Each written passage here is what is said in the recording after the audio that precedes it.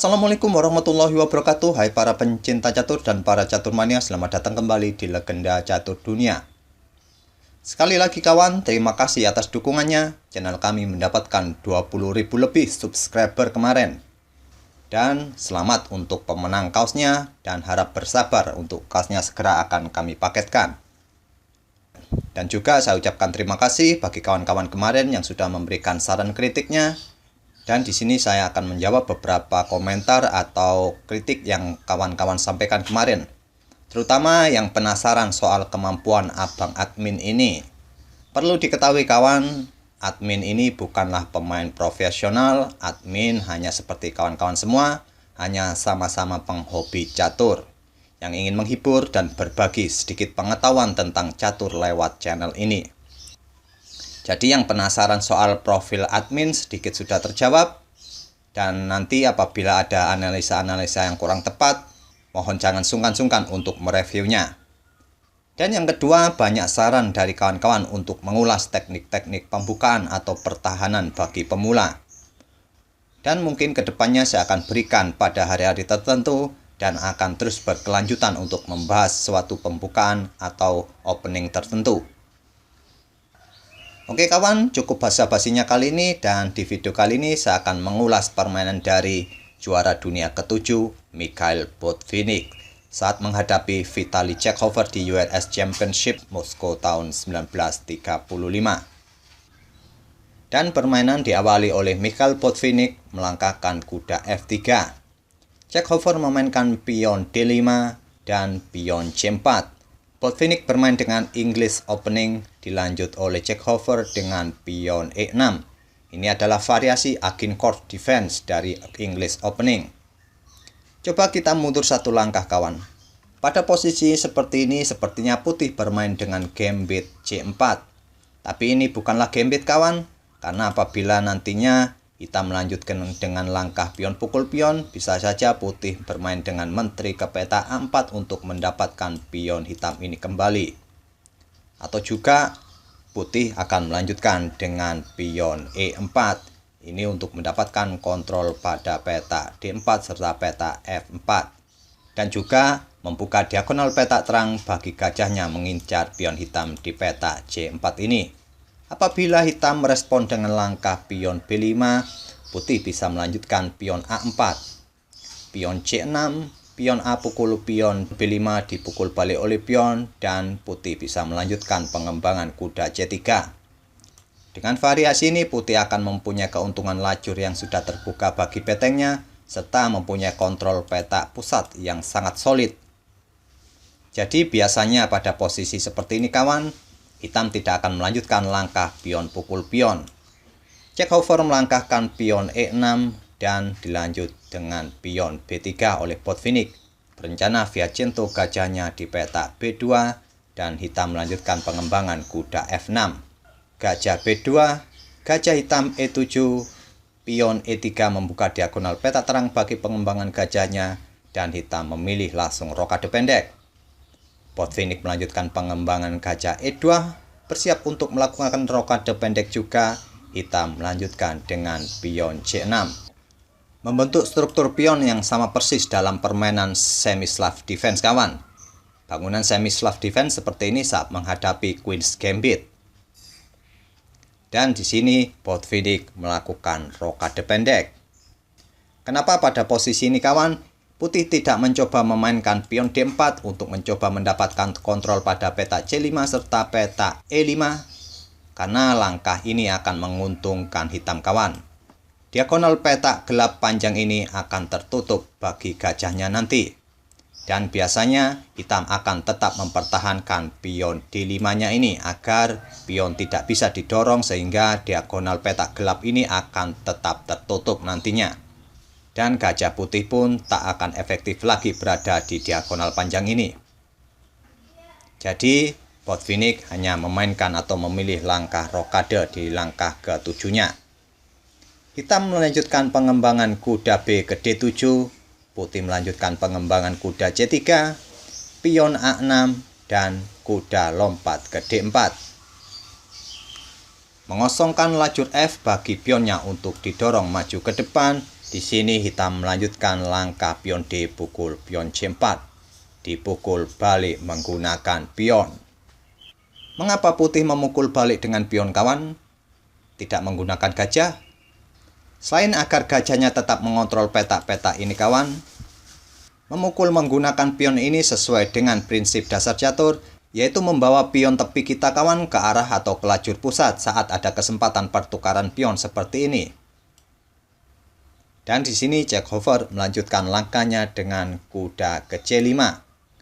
Pion F4 balas putih, menteri hitam ke C7, dan kuda lompat kembali ke F3. Memainkan pion F4 ini, kawan, tentu nantinya akan memberikan dukungan bagi kuda lompat ke peta E5. Dan tentunya hitam nanti harus memperhatikan langkah kuda ke peta E5 ini. Jack Hofer melanjutkan menggeser beteng ke D8. Menteri putih bergeser ke C2 menghindari berhadapan langsung dengan beteng hitam, dan hitam melanjutkan kuda C kembali ke D7. Barulah sekarang Botvinnik memainkan pion D4. Botvinnik sekarang berani memainkan pion D4 ini, kawan, karena di depannya sudah tidak ada lagi pion yang menghadang pionnya di petak D4 ini. Sehingga nantinya diagonal panjang ini nantinya akan tetap bisa dibuka oleh Botvinnik untuk mendorong pionnya maju ke petak D5. Dan dengan memainkan pion D4 ini, kawan, putih mendapatkan kontrol yang cukup solid di petak pusat ini. Dan coba perhatikan posisi para perwira kedua pemain, kawan. Sampai langkah ke-14 ini, satu perwira hitam masih belum bisa berkembang, yaitu gajah petak terangnya. Sedangkan para perwira putih sudah cukup aktif di petak pusat. Di sini hitam melanjutkan dengan langkah pion C5 menantang pion pusat putih. Tantangan ditolak, Botvinnik lebih memilih langkah kuda lompat ke E5. Hitam tidak akan mungkin berani, kawan, menukarkan kudanya dengan kuda putih. Nantinya putih akan mempunyai pion yang cukup kuat di peta E5 ini, sehingga kuda nantinya akan menyingkir dari peta F6 ini. Oleh karena itu, hitam melanjutkan pion B6 membuka diagonal bagi pengembangan gajahnya di peta B7 nantinya. Botvinnik melanjutkan langkah gajah D3, pion C pukul pion D4, dipukul balik oleh pion E, sekarang gajah B7, dan menteri digeser ke E2. Bersiap bermanuver ke sayap menteri nantinya, kawan. Di sini hitam melanjutkan dengan langkah kuda ke F8. Membuka jalan bagi betengnya menyerang pion D4 serta bersiap untuk bermanuver ke petak G6 untuk menutup diagonal putih bagi gajah mengincar pion H7. Botvinnik melangkahkan kuda ke D1, membuka diagonal petak gelap bagi gajah melindungi pionnya. Beteng A naik ke A7, kuda lompat ke F2, dan menteri hitam ke B8. Langkah menteri hitam ini cukup aneh, kawan, dan tidak terlihat jelas tujuannya.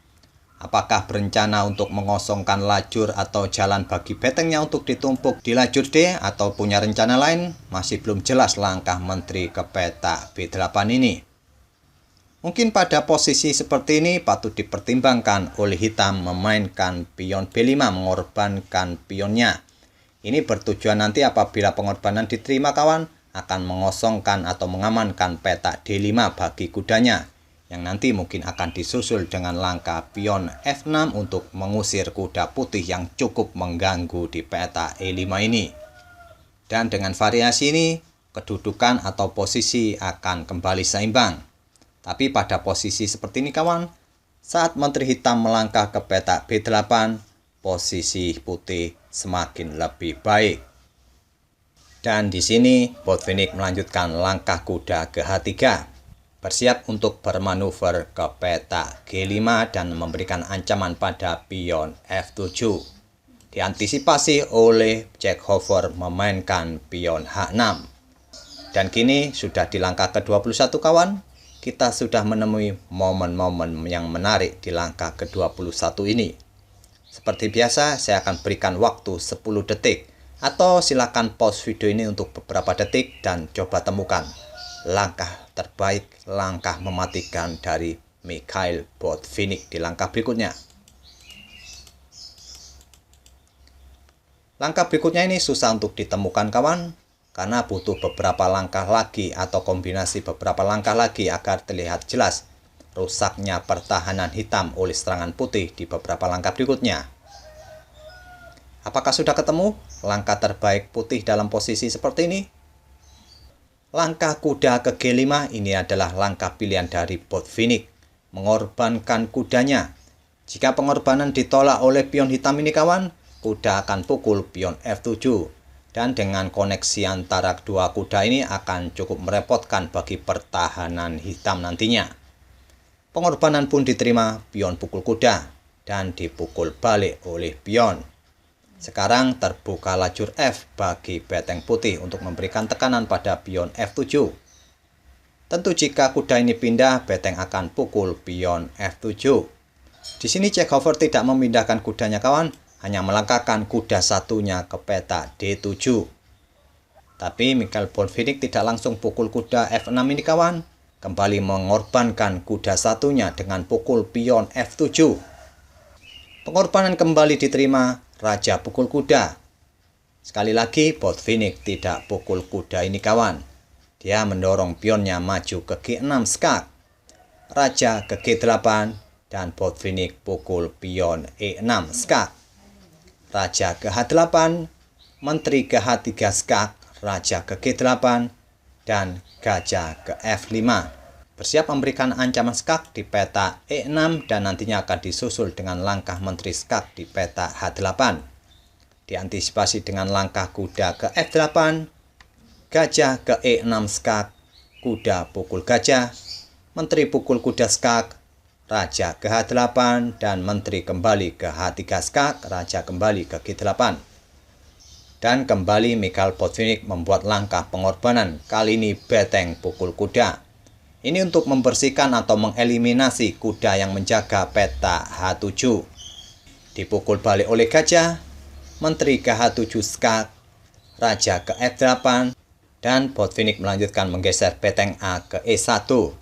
Menghadang pergerakan raja yang akan melintas ke lajur pusat dan akan memberikan ancaman skakmat dengan menteri di H8. Diantisipasi dengan gajah di E5 mengorbankan gajahnya. Kira-kira langkah lanjutan terbaik apa yang bisa dilakukan oleh putih di posisi seperti ini kawan? Apakah gajah ini harus dipukul dengan beteng? Tapi jika langkah ini yang dipilih oleh putih, kemungkinan hitam akan memukulnya dengan menteri. Walaupun dengan variasi ini putih mendapatkan menteri kawan, tapi ini bukan pilihan terbaik bagi putih kawan. Mungkin ini adalah langkah alternatif saja bagi putih. Putih pada posisi ini bisa memulai perburuan terhadap raja hitam. Yaitu dari posisi seperti ini, menteri putih ke H8 skak. Sekarang perburuan raja hitam akan dimulai oleh Botvinnik. Raja ke E7, menteri pukul pion skak. Raja ke D6, menteri pukul gajah skak. Raja ke D7, menteri ke F5 skak, raja ke C6. Jika raja ke C7 kawan, maka akan terjadi skakmat di langkah berikutnya ini, skakmat. Oleh karena itu, raja ke C6. Pion D5 skak, raja ke C5, gajah A3 skak, raja pukul pion, menteri ke E4 skak, raja ke C3, dan gajah ke B4 skak, raja ke B2 diakhiri dengan langkah menteri ke B1 skak mat.